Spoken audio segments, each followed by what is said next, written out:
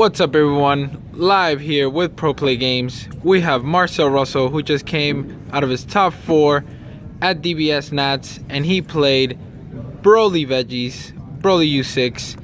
Marcel, how was the experience for you today? It was crazy, man. I made my flight. This is all it took. Right, it's all it took to get you there. You had to miss your flight like last year, I and beat the top 8 curse versus Daehan, so that was pretty hype. Right, an accomplishment out of the books. And 4th place in nationals, pretty big deal. Yeah, you did great today, man. All right, let's see your deck profile, bro. All right, so we got the new Broly, Magnificent Collection alternate art here, right? You need that, or else you're just playing the worst version of it, right? For the flex. So front side attack, draw a life and off the deck.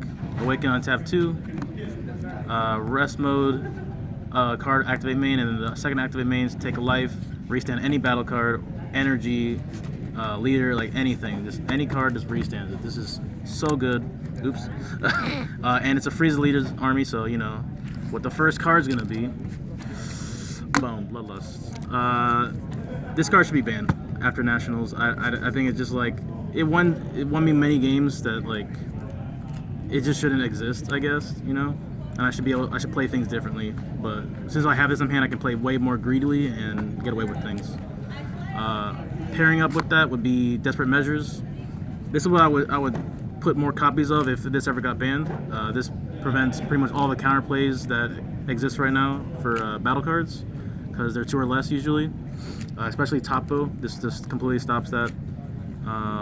But this is definitely the 2 counterplays that I use in this deck that are extra cards. This is, I think, the only extra card besides Senzu Bean that I run.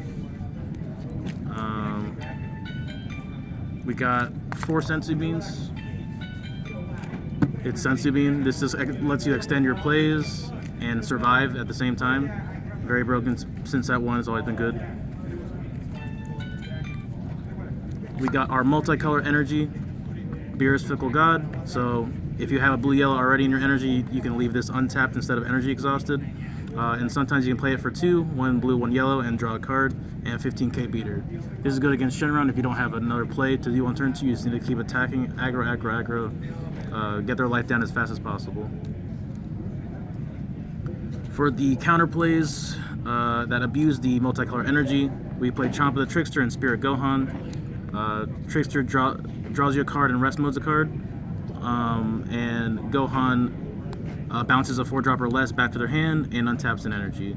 So very powerful counter plays that you need to use. Leave 2 energy open most of the time, especially in certain matchups, and it can really turn turn the tide into your favor. So we are Broly U6, not belly button Broly. So we're actually running the pure engine here. Kefla 4-drop, top 5 searches everything pretty much of your deck, even this Champa here. And then she's an evolved target that can't be KO'd by skills, so pretty resilient to stay on the board, to say the least. Then we got our super combos. They're specifically Botamos because they are searchable as Universe 6 pieces. And shout out to Adam Dorman for giving me the shiny one here. Won me a lot of games this weekend. So Champa Vados is our core bread and butter. This deck, right? This lets all your combo power become, reduced as long as it's a U6 card. This cheats out pretty much everything in the deck. Lets you evolve over pretty much every card, and it is a battle card swing as well, so it's more aggression right there. And it's very, very, very resilient of a card. If they try to remove it, it just keeps coming back. So it's just really strong, and it's multicolor energy, so that's really strong. So we do run 4 Kales. Might cut it back down to 3. This is very solid because of the recursion factor. You can over combo on purpose and then bring back the card anyways, so you're technically not wasting anything. Very, very useful in that regard. And they evolve into the 4-drop kill. I have 3 copies of them. Critical, bounce back a card in rest mode by reducing its skills first. Very good against mirror matches. Champa Vados, you can reduce their skills before bouncing it back, so it can't do its effect to stay on the board. And critical is very strong against players like Janemba, and really strong against bouncing people's boards that if they get too crazy. So very strong engine, I think. We got our Keflas, 2-drop. This is a 2-mana pretty much tap their energy down as long as you take a life, and it is a great evolve target as well. Very, very powerful. Was able to steal a lot of games by just tapping their last energy down and going for Mira, restand Mira, double strike. So this is very useful, and it is a great evolve target. Into one of our best cards, Kefla, the Awakened Sister, 20k double striker that comes into play at the end of battle over a Kefla that's on the board, including herself. So if you want to play like 3 of these in the combo area for 0 because they were combo reduced by Champa, you can tap 3 energy at the end of battle. So that's really powerful and turns the tide. Kefla and Kefla. Kefla and Kale fused together to be Kefla. This is a 0-cost dual attacker. You usually give it a beam to keep it going for pressure. It's just an unexpected attack, especially when they think that it's the last attack of the turn. And you just, I'm gonna fusion, restand, attack 2 more times. You get import towers for free, huh? Yeah, 0 cost. It's just free. It's multicolor energy, so you can charge it turn 1 if you don't see any other multicolor. So it's pretty good. It's also U6. It's a target for Kale to revive. It's perfect because you need a Kale and a Kefla anyways. So by the time you play the Kale, she'll revive this from the drop anyways. So it's just free. Just have that. And she's a multicolor to trigger the Champa too. Yeah, multicolor as well. This is the new addition, the Great Ape War Cry Bardock. I only burned 2 of them because you can't reduce its cost by anything, so it's kind of hefty in that regard. So you're gonna pay it for 2 defensively, offensively, it doesn't matter. If you need to be offensive, you'll play it on your turn. If you need to survive or mess with their cards, because it does rest mode a card, so it's really cool to combo and then they rest a card mid battle. Pretty strong. And it's just a very, very solid card right now. Yeah, this is the card of the weekend. Yeah, for sure. This was in the winning list as well. Yes, it was. Definitely gonna run this. It's yellow, perfect. Your leader's yellow, boom, synergy. And of course, Mira Champa. The game-winning package. Game-winning, won me so many games. I think it's just the best comp. Like this leader, if you're not playing these, like what's going on? Mm-hmm. The sideboard, I got a few cards, interesting tech choices. This is for the mirror match, the Kai. This is a little bit different than Jocko because it is an optional trigger to return cards back to their hand. So just in case you want to use this for a rival, it's a little bit better than Jocko because you don't necessarily want to bounce cards back because you might over combo and give them extra advantage. Yeah, giving it the optional effect just makes it better than Jocko. Another Gohan. So just in case, because Champa is searchable, Gohan is not. So in matches where you really need to bounce back those 4 or less, you're gonna play more copies of this. If you need more blue, you're gonna play more of this. 2 different measures against heavy counterplay decks.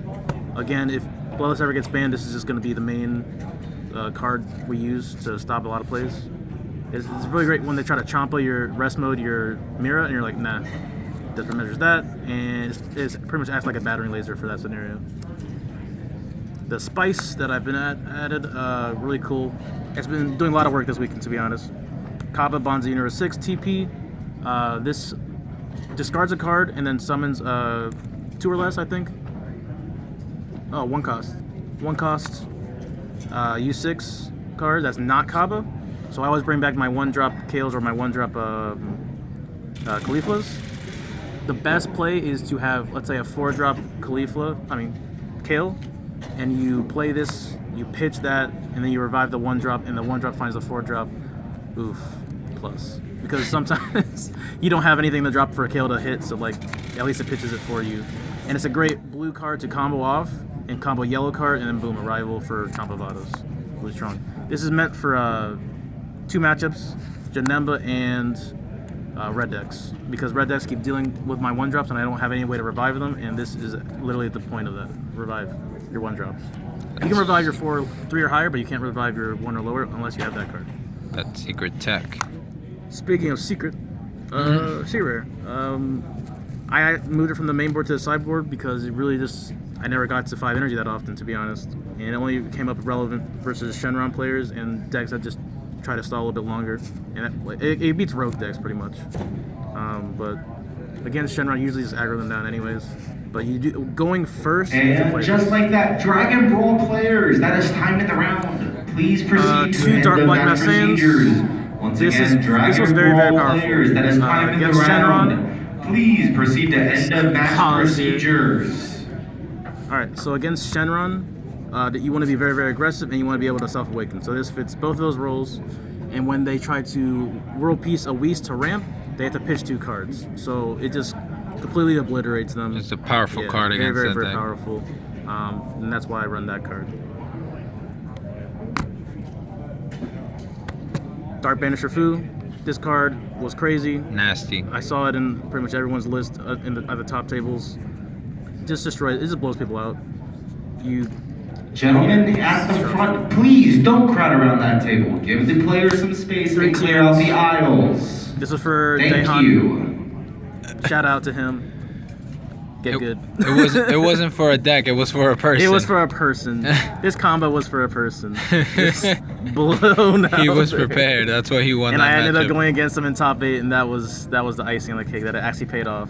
So I'm glad that worked out. But this is actually another reason I can hard cast this to stop Xenobutton plays against yellow and green leaders, all this stuff, because it doesn't work against any. It doesn't reduce its cost, but it does work against them.